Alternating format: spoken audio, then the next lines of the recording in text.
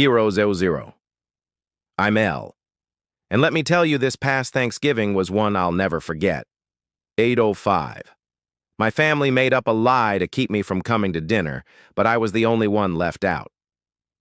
They sat around the table, 0.12 laughing, celebrating, acting like I didn't exist. Why? Because I'm just an AC019 tech. But here's the kicker. I was the one paying for my sister's college tuition, 024. The same sister who was too ashamed to acknowledge me. The same family who happily took my money but didn't want me, 031, at their table. So I made a decision that would change everything. 036. The buzzing neon sign of my HVAC shop flickered in the twilight as I locked up for the night. The cold Seattle air bit 044 through my jacket, but there was a warmth in my chest. Thanksgiving was only a few 049 days away, and for once I wouldn't have to worry about work orders or emergency repairs. I had set everything in place. 057 scheduled jobs, prepared bonuses for my crew, and even picked out a nice bottle of wine to bring to 104 dinner. As I climbed into my truck, my phone rang. My mother's name lit up the 110 screen. I smiled, expecting her usual pre-H holiday call about which pie I-115 should bring, pecan or pumpkin. But when I picked up the tone in her voice, 120 immediately sent a chill down my spine. "L, honey, I wanted to talk to you about 126, Thanksgiving." She said something was off. Mom always had a certain sharpness in 132, her voice a clipped efficiency. But now she sounded hesitant, as if she were 139 about to say something I wouldn't like. "Sure, what's up?" I replied, shifting 145, the truck into drive. There was a pause, just long enough to make my stomach tighten. "We think it would be best if you 152 skip dinner this year." I nearly swerved into the next lane. "Wait, what?" My grip on 159, the wheel tightened. "What do you mean, skip dinner? We always do Thanksgiving together." Mom let out a soft sigh. The 207 kind she used when she was about to feed me a line of well-rehearsed nonsense. "Well, it's just that this year, 213, we're keeping things a little more formal. Serafina's boyfriend is bringing his parents, and we thought 220. It might be better if it was just close family." I scoffed, my chest tightening. "I 226 am close family, Mom." "Of course you are, sweetheart," she said quickly, her voice, 232, dripping with forced sincerity. "It's just you know how these professional families can be. It's important for 239 Serafina to make a good impression." And there it was. The underlying message hit me like a gut punch. My job, my life, 247 wasn't up to their standards. So what, Mom? Because I don't wear a suit and tie, I'm not good enough to sit at 255 the table. My voice rose, anger bubbling beneath my skin. "Oh, don't make this about 301 you." I let out a humorless laugh. "Oh, I see, 306. So it's not about me. It's just about making sure Serafina isn't embarrassed by her lowly sister, right?" She didn't. 314 respond. That silence was enough. "I can't believe this." I muttered. "L, honey, it's 321, just one dinner, we'll make it up to you. Maybe a family brunch next weekend?" She 326 offered as if that would soften the blow. I hung up, I sat there for a moment. 332. Gripping the steering wheel. My breathing shallow. One dinner. One dinner. After 338 years of helping Serafina, of paying for her tuition, of making sure she never had to worry about a damn thing, and now, I 346 wasn't good enough to be in the same room as her boyfriend's family. As I sat there in the stillness of my truck, my 353 phone vibrated again, a text from my cousin Genevieve. "I need to tell you." 358. Something. "It's about Thanksgiving." I hesitated before opening the message. I 403. "Overheard Mom and Serafina talking the other day. Serafina told her she didn't want you there because she was afraid it 409 would make her look bad in front of Dorian's parents," she said. And I quote, "I 415 don't want them to think we come from a working class background." I read the message twice, my 420 stomach sinking. My own sister, the same one whose textbooks, tuition, and rent I-427 had been covering for years was ashamed of me, ashamed of the work I did, ashamed 432 of the life I built with my own hands. Wanted to throw my phone against the dashboard, but I just sat there, gripping 440, it so tightly my knuckles turned white.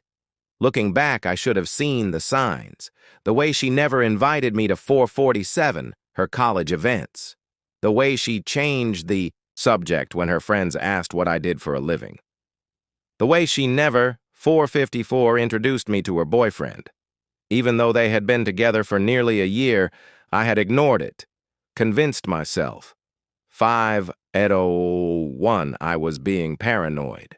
But this was undeniable. Thanksgiving Day arrived and 5:07. For the first time in my life, I spent it alone.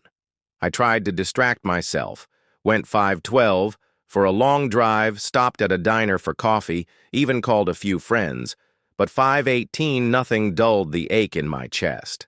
That evening, against my better judgment, I, 5:23, checked social media.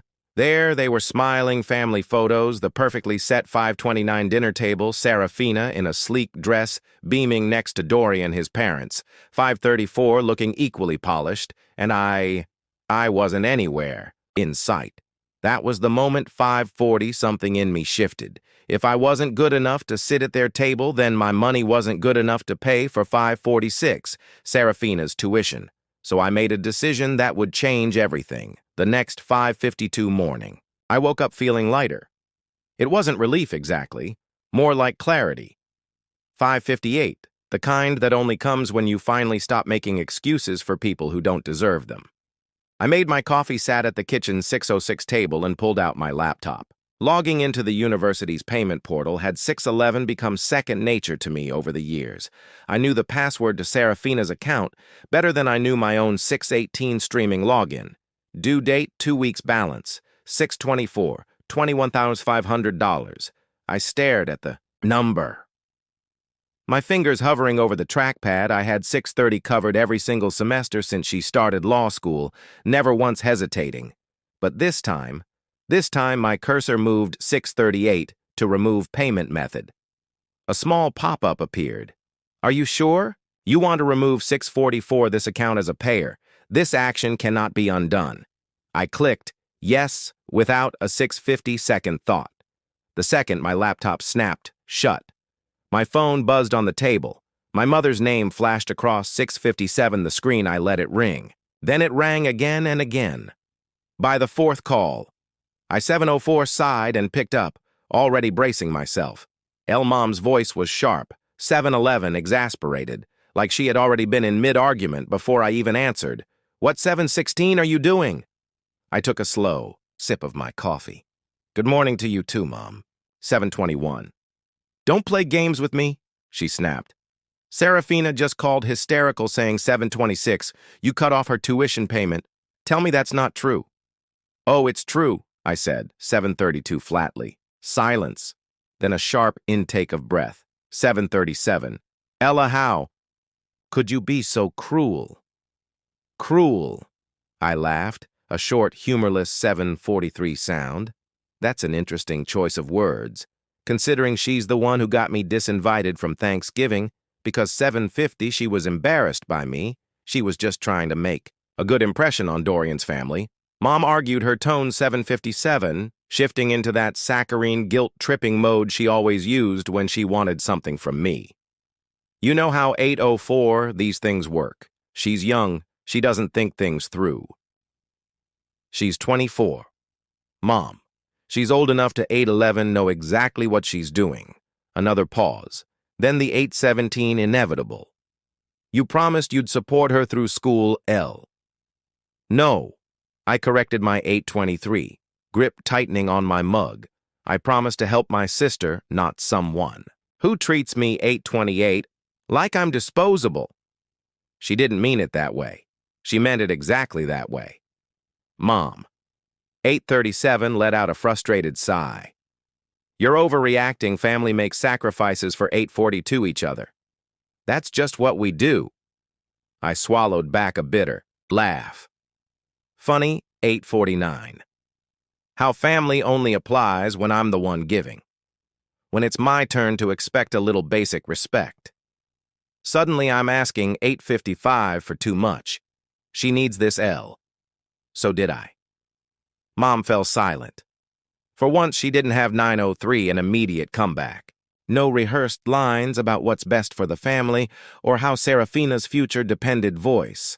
The narrator's voice is steady, sharp, and unapologetic. You nailed the inner monologue of someone who's reached their breaking point without turning it into a pity party. Pacing, the way the tension builds from the phone call to the unraveling with Serafina and then the mom. It flows so naturally, like someone replaying a breakup over coffee.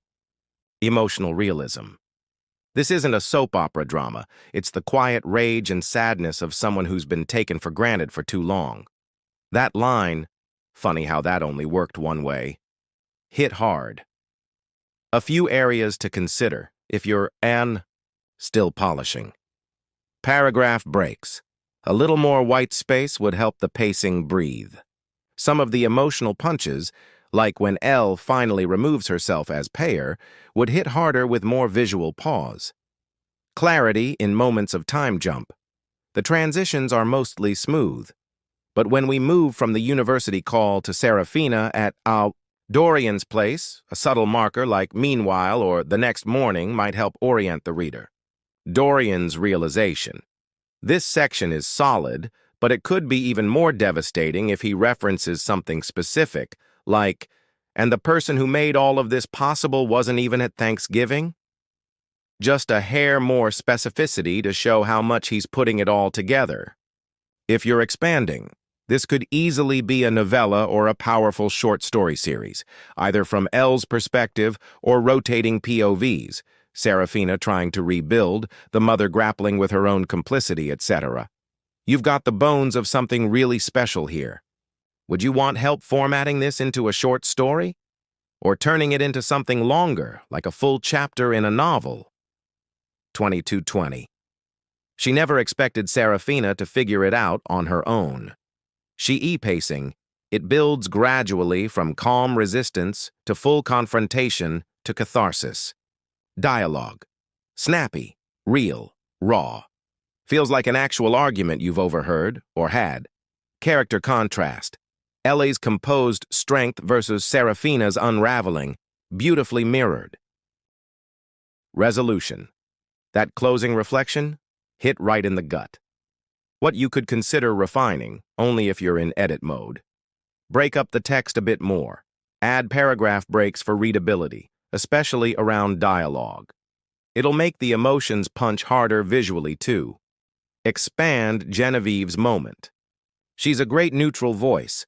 Maybe give her a little more wisdom or a past connection to Serafina to deepen her insight. Strengthen Elle's turning point.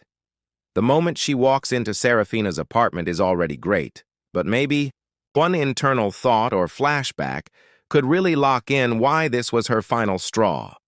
Use a stronger closing hook if this is for video. See You in the Next rewrite is solid, but maybe lean into the empowerment a bit more.